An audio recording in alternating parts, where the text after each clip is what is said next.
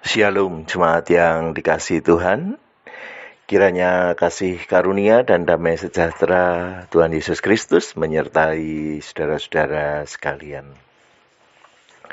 Bapak Ibu, saudara-saudara yang dikasihi Tuhan, ketika kita bersama-sama menjalani kehidupan ini, tentu ada pribadi yang dipilih oleh Tuhan sebagai pemimpin.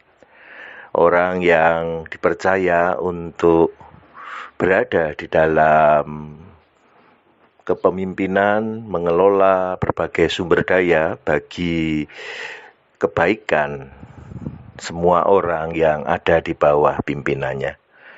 Nah, kepada orang-orang seperti inilah Tuhan mengaruniakan berbagai hal yang mendukung bagi dia di dalam memimpin.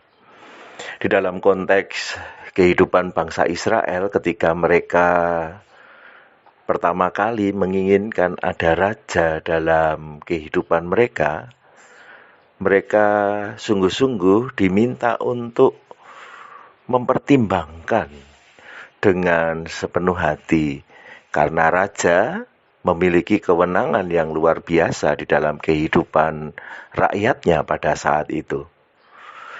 Rakyat akan diminta memberikan upeti kepada raja dan bahkan menyerahkan apa yang diinginkan oleh raja, termasuk misalnya anak gadisnya, kalau dikehendaki oleh raja menjadi istrinya. Nah, justru di dalam situasi seperti itulah memilih seorang raja yang baik menjadi penting dalam kehidupan bangsa Israel. Dan raja yang pertama waktu itu dipilih adalah Saul. Sayangnya, Saul setelah sekian waktu menjabat menjadi raja, merasa sombong dan bisa melakukan apa yang ingin dia lakukan, sehingga dia melanggar apa yang menjadi perintah Tuhan. Nah, disitulah kemudian Saul ditolak oleh Tuhan, dan Tuhan memilih raja yang baru. Nah, di dalam situasi inilah kita bisa melihat bahwa bangsa Israel memiliki pola relasi Tuhan dengan raja yang berbeda dengan bangsa lain. Bangsa lain raja berkuasa sepenuhnya, tetapi di dalam kehidupan bangsa Israel, Tuhanlah yang lebih berkuasa daripada raja. Raja memiliki kriteria sebagai raja yang baik kalau dia mau tunduk kepada Tuhan. Dan itu menjadi bentuk yang ideal ketika ada pada diri Daud.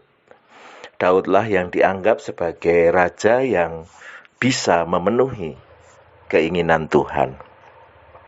Nah, di dalam Mazmur pasal 21 ditunjukkan bahwa kalau raja sampai mendapatkan hal-hal yang baik, bukanlah karena raja itu memiliki kekuatan, tetapi sebenarnya karena kuasa Tuhan.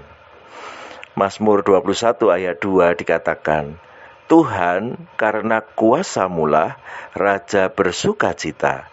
Betapa besar kegirangannya karena kemenangan yang daripadamu.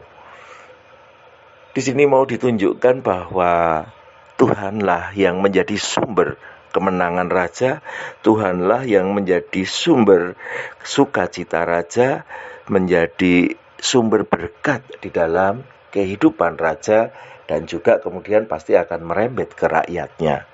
Dan sesudah itu akan ditunjukkan ada begitu banyak berkat yang diterima oleh raja dan bahkan kemenangan dari musuh-musuhnya. Nah, dengan berkaca pada hal ini, kita sebenarnya bisa melihat bahwa selain raja, sebenarnya setiap kita itu pasti juga memiliki lingkaran pengaruh di dalam kehidupan kita. Kita punya kuasa tertentu di dalam hidup kita. Dan kalau kita sudah berada di dalam posisi seperti itu, maka kita pun diharapkan juga menjadi orang yang mau tunduk kepada Tuhan.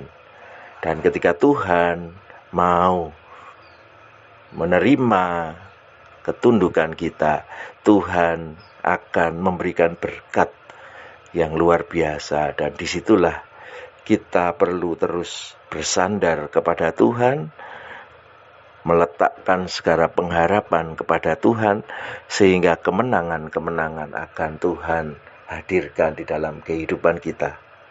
Dan oleh karena itu, mari siapapun kita perlu untuk terus tunduk dan taat kepada Tuhan, karena kemenangan-kemenangan hidup akan Tuhan berikan kepada kita justru ketika kita taat dan berserah kepada Tuhan. Kiranya Tuhan memampukan kita semua. Amin.